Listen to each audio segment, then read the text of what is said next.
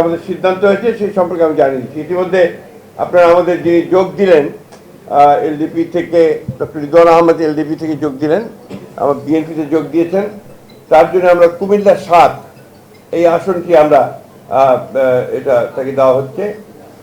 পিরোজপুর ১-এ Mostafa Jamal Haider, chairman Jatiya party.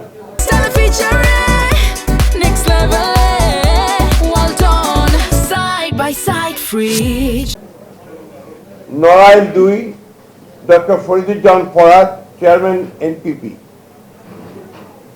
Jessore ৫, Mufti Rashid Bin Waqqas, Islami Oikya জোট।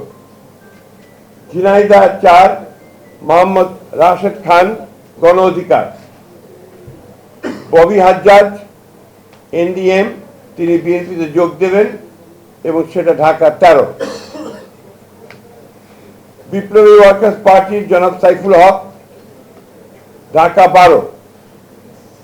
মাহমুদুর রহমান মান্না, বগুড়া ২, নাগরিক ঐক্য।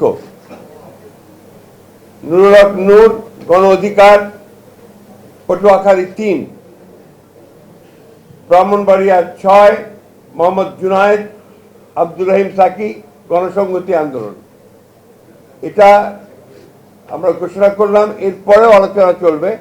তারপরে যদি আরো কোনো সিদ্ধান্ত হয় সেই সিদ্ধান্ত আবার পরবর্তীতে আমি আপনাদেরকে জানাবো। ধন্যবাদ।